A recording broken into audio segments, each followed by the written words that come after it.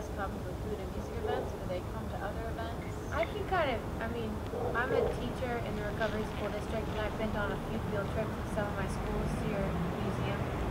And I kind of answer that, like, I feel like the Ogden does a much better job than other museums at aiding in the art-making process while on the field trip, which I really appreciated. A few times I've been on field trips with Edgar Party, in which the students were actually making a project there, which I really enjoyed, with an artist from the area.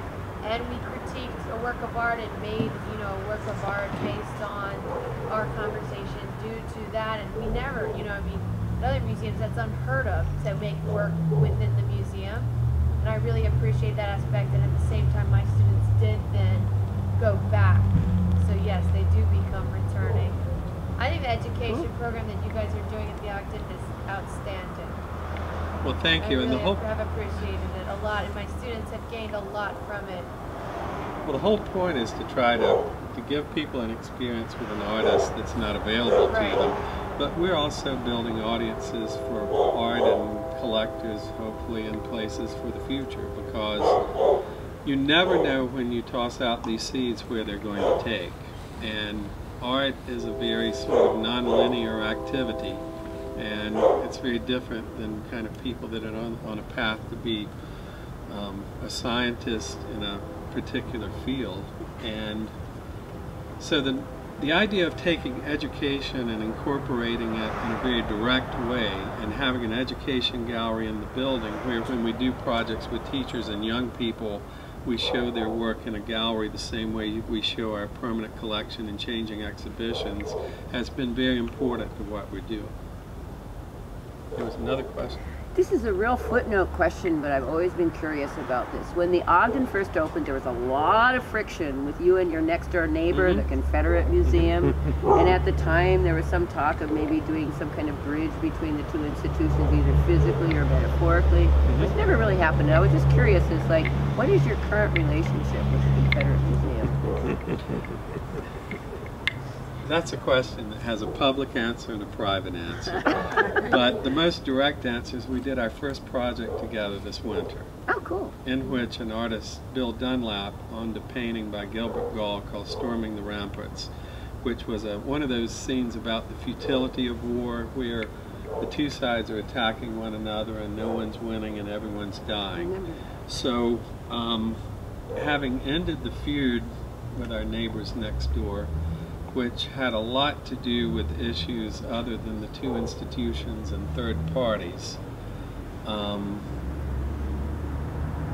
They allowed us to take their cases, and for Bill as an artist to do an installation and go and pilfer their collection, to go through the storage rooms, to go through the museum. And what he did was to try to find objects that appear in the painting or things that he would imagine that would have been in their pockets or the cases on them, and to take the actual artifacts from the Confederate Museum and place them in a gallery with the Civil War painting. And what we did is we had one of their board members, Winston Grooms, who was a writer, and Bill Dunlap each write interpretive essays about what the project was about. So there was a voice from their institution, voice from our institution, and a joint project, and we actually had a ceremony that was called Burying the Hatchet, and a hatchet was buried in the dirt between the two institutions. How many people saw this show? I don't ever remember it being publicized. It was on the 4th floor for 3.5 months. Depends on how often you come. If you come once a year, I actually remember seeing the exhibit, but somehow I didn't get about the burying of the hatchet. We have a publication too with both essays and kind of a history of the whole thing. Could you pass this out to us? We would like to read that. Yeah, we will. I have a question actually about advertising. You know, talking about broadening your audience and trying to reach new audiences.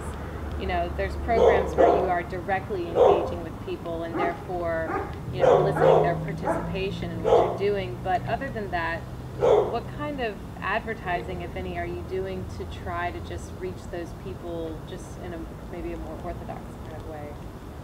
The big problem with advertising is it costs money. I mean, you have the gambit, and a few of those institutions, they're like to use the old metaphor of preaching to the choir. And a lot of projects at larger institutions have an advertising budget that would be a quarter to a half of my annual operating budget. We have 12 employees, very, very small budget, so we do not do a lot of paid advertising.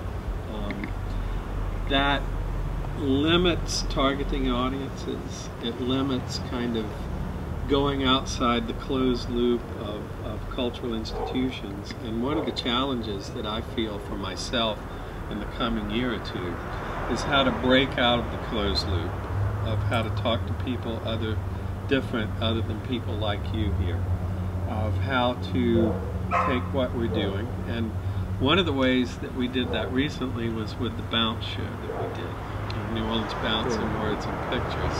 And what that did was to bring a very non-traditional museum audience into the museum, which was an interesting process for both of us in terms of expectation and boundaries of doing certain things.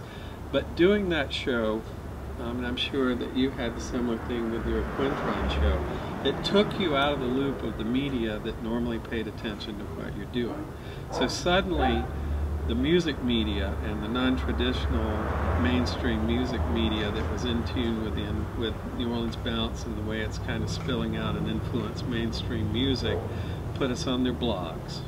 And we had some out-of-towners, a lot of people that were in town, and it was because of the content of the show and the word from within that community that brought people in a different way. I really wish I had $25,000 or $30,000 to advertise that in all of these different venues, except within the closed circle of culture. But part of the struggle in keeping the lights on is looking at what you do in terms of promotion versus basic functions that need to be covered.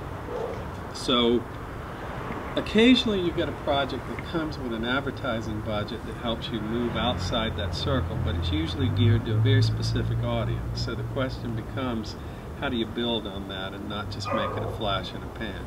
I don't have the answer yet. Well, just to kind of piggyback on that, you know, you bring up these two specific shows, which, you know, at the core of both of them is kind of their music audience that happened to lead them to this understanding of the visual art aspect to what was going on. And I wonder if, you know, an exhibition outside of a musical context could draw those same kinds of crowds on a regular basis, especially in a city like New Orleans. The best attended show we've had was the large Walter Anderson Centennial show that we did. It brought in regular crowds. It was an artist from New Orleans, Mississippi, kind of a modernist of sorts in a gentle way, a nature mystic, and that and a lot of the related programming.